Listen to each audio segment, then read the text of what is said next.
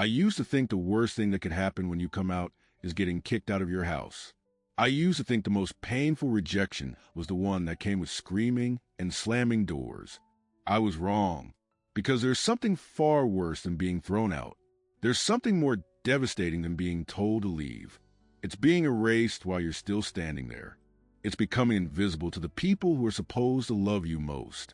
It's existing in the same space as your family, but no longer being seen.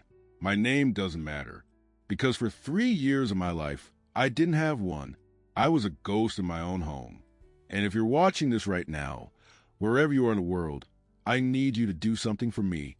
Drop a comment and tell me where you're from, because this story needs witnesses. This pain needs to be seen.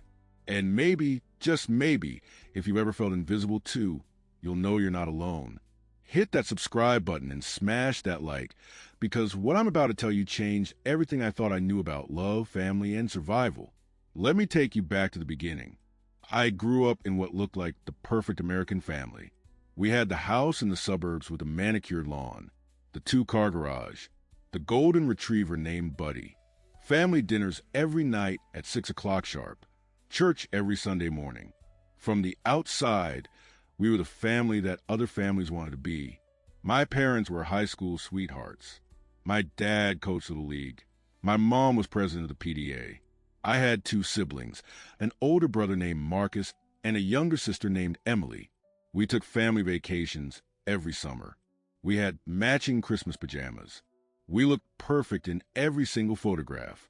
But here's the thing about perfect families. The perfection is only skin deep. Underneath the smiles and the carefully curated image, there were rules. Unspoken rules that everyone understood. Don't embarrass the family. Don't stand out in the wrong ways. Don't be different. And most importantly, don't ever do anything that might make people talk. I knew I was different from a very young age. I was maybe 8 or 9 when I first realized that I didn't feel the same way about girls that my brother did. When Marcus would talk about which girls in his class were cute, I would nod along and pretend to agree. But inside, I felt nothing. Or rather, I felt something, but it wasn't for girls. It was for the boys. I remember the exact moment I understood what that meant. I was 11 years old. We were watching television as a family, and a news story came on about gay marriage. My father made a sound of disgust and changed the channel. "Disgusting," he muttered. My mother nodded in agreement. "Those people have something wrong with them," she said. Those people. I was those people. And in that moment, sitting on that couch surrounded by my family, I had never felt more alone. I made a decision that night. I would never tell them. I would bury this part of myself so deep that no one would ever find it. I would be the perfect son they wanted. I would make them proud. I would never give them a reason to look at me the way they looked at those people on the television. And so began years of performance, years of pretending, years of slowly dying inside while smiling on the outside. I dated girls in high school, nice girls who deserved better than being used as a cover story. I joined the football team even though I hated every second of it.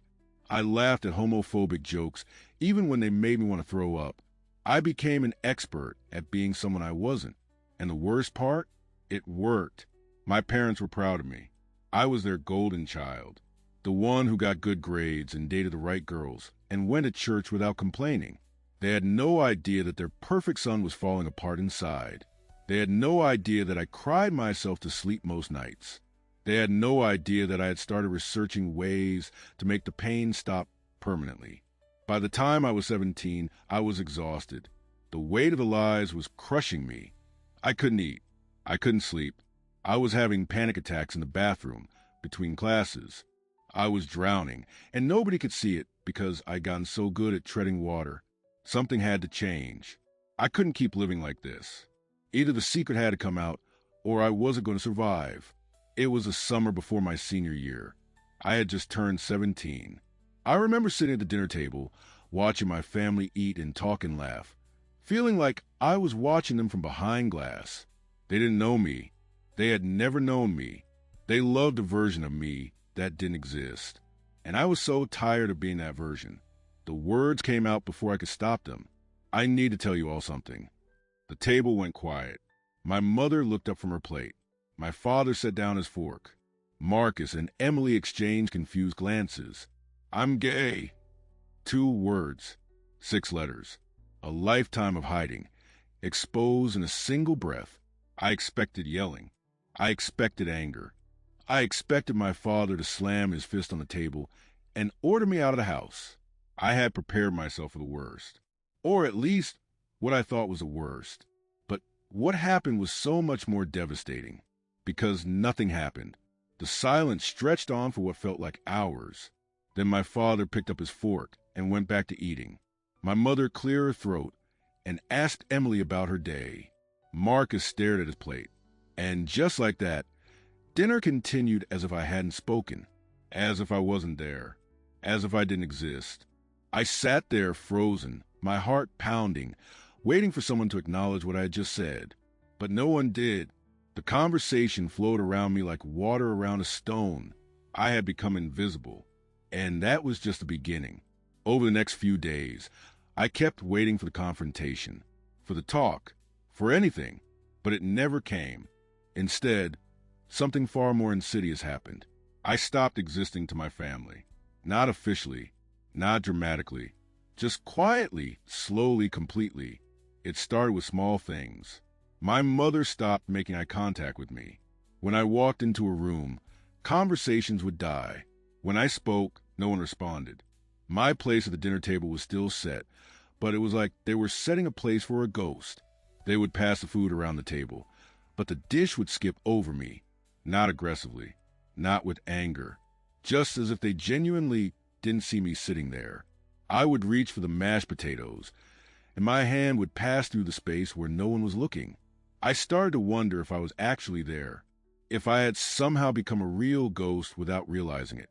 The silence was deafening. Do you know what it's like to live in a house full of people and feel completely alone? To hear laughter through the walls and know you'll never be part of it again? To say good morning and have no one respond? To ask a question and watch people's eyes slide past you like you're made of air? It breaks something inside you, something fundamental, something that makes you feel human. I started to question my own existence. I would stand in front of the mirror just to make sure I could still see myself. I would pinch my arm just to feel something. I was disappearing, and I couldn't stop it. The worst part was that they didn't kick me out. If they had kicked me out, I could have been angry. I could have had something concrete to fight against. I could have told people what happened and received sympathy and support. But this silent erasure, how do you explain this to anyone? My parents didn't kick me out. They just pretend I don't exist. It sounds crazy. It sounds exaggerated. But it was my reality.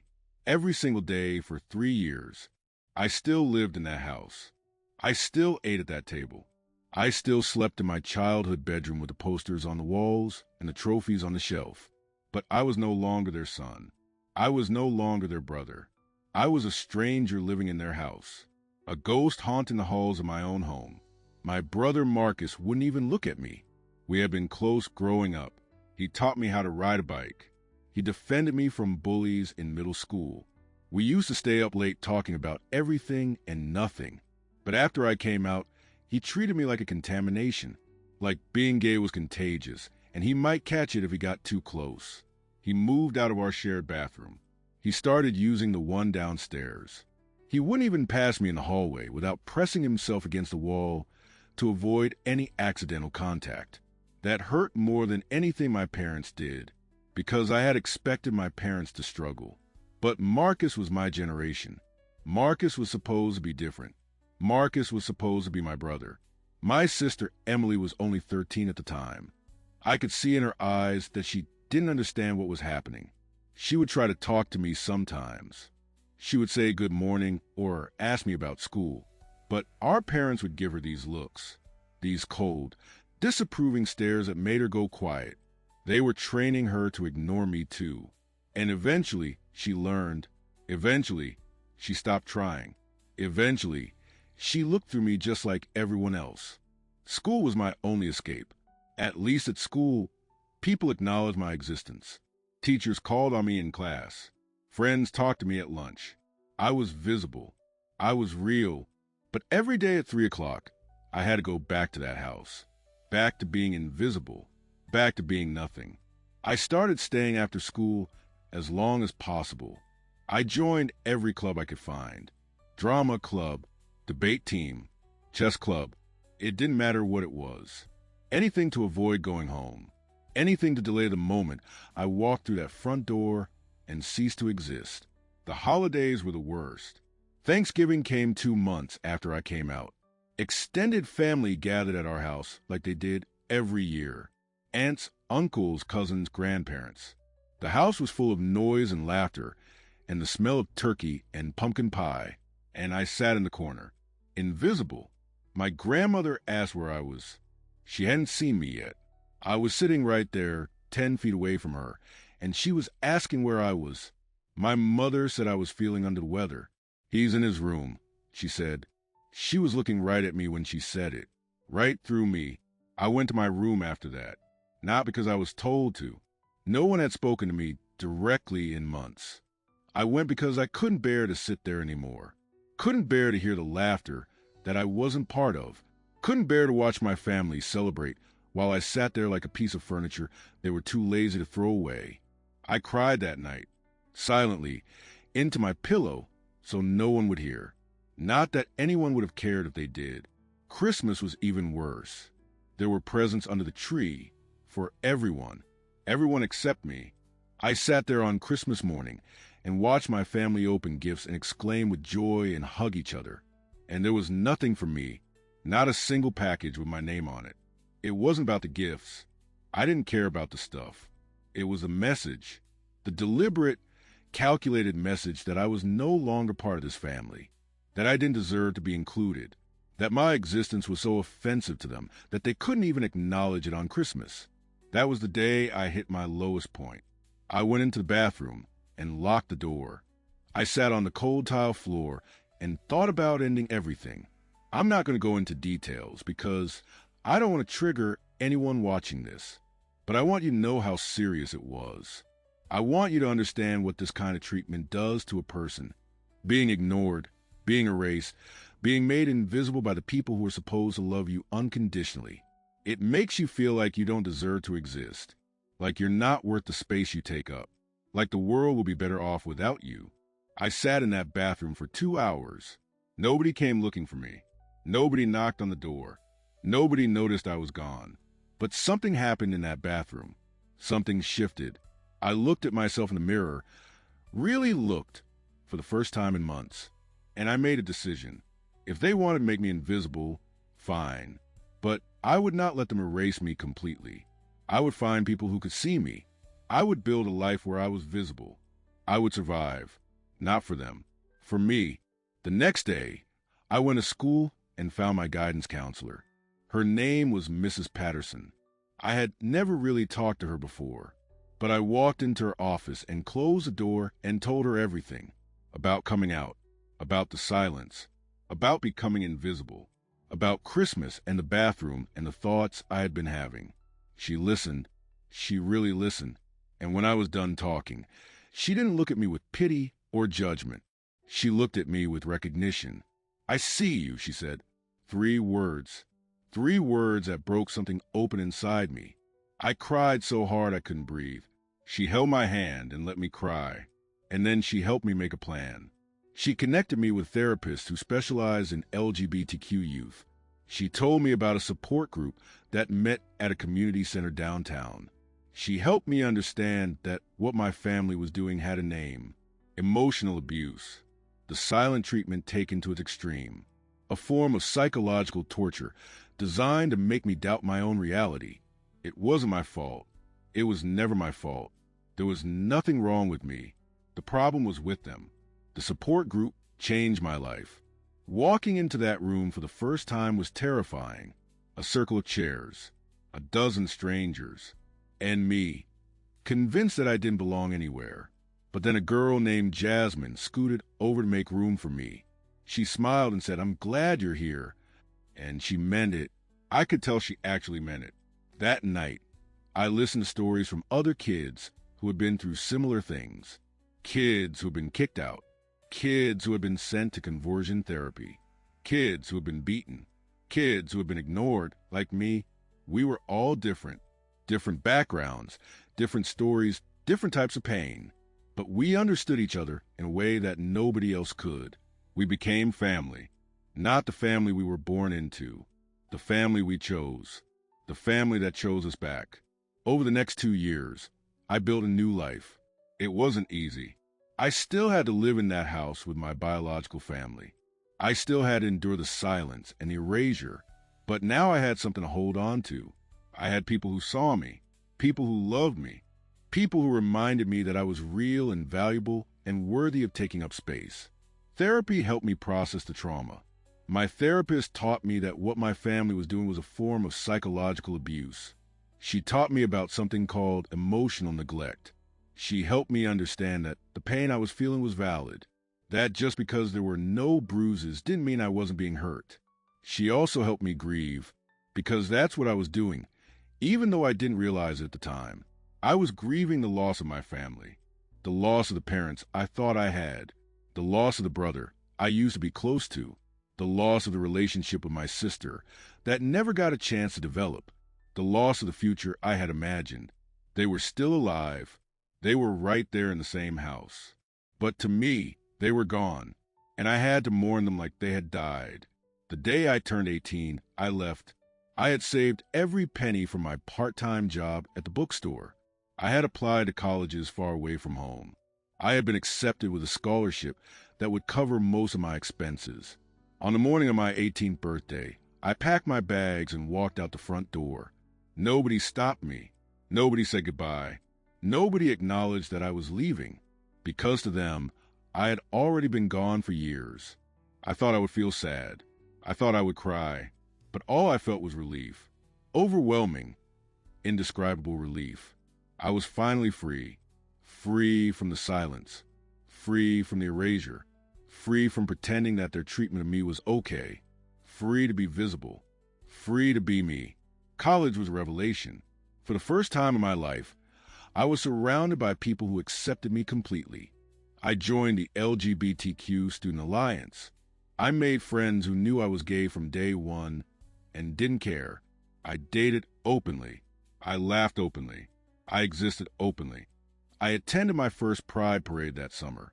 Standing in that crowd, surrounded by thousands of people celebrating who they were, I broke down crying, not from sadness, from joy, from the overwhelming realization that I was not alone, that there was a whole world out there full of people like me, people who'd been told they were wrong or broken or disgusting, people who had survived and thrived and found happiness.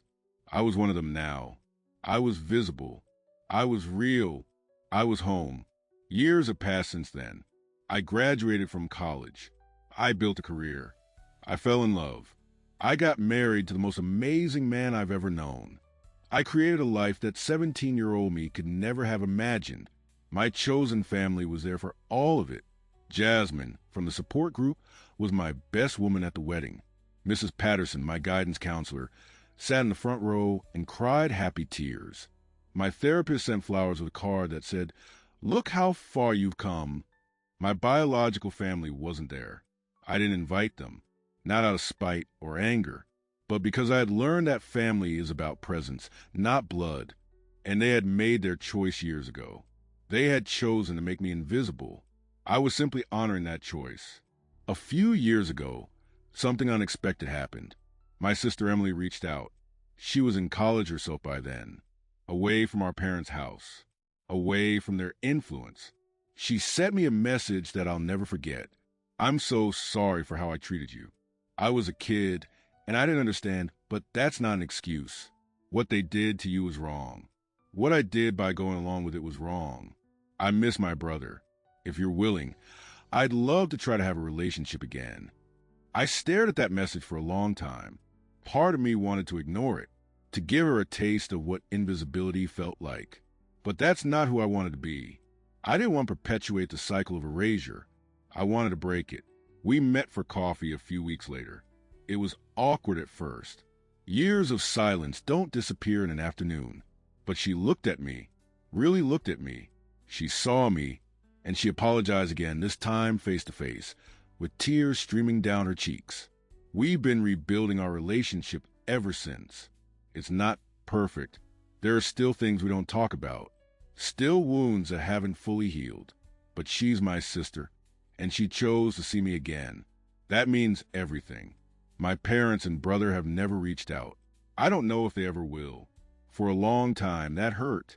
It felt like a wound that would never close. But I've made peace with it. I've learned that I can't control other people's choices. I can only control my own. And I choose to live a life filled with love and visibility and joy. I choose to surround myself with people who see me. I choose to never make anyone feel the way my family made me feel. I choose to be visible. If you're watching this and you're going through something similar, if you're being ignored or erased or made to feel like you don't exist, I need you to know something. It's not your fault. There is nothing wrong with you. The people treating you this way are the ones with the problem. Not you. Never you. I also need you to know that it gets better. I know that's a cliche. I know when you're in the middle of it, when you're being ignored and erased and made to feel invisible, those words can feel empty. But I'm living proof that they're true. I was invisible for 3 years. 3 years of being erased by my own family. And now I'm married to someone who loves me. I have friends who would do anything for me.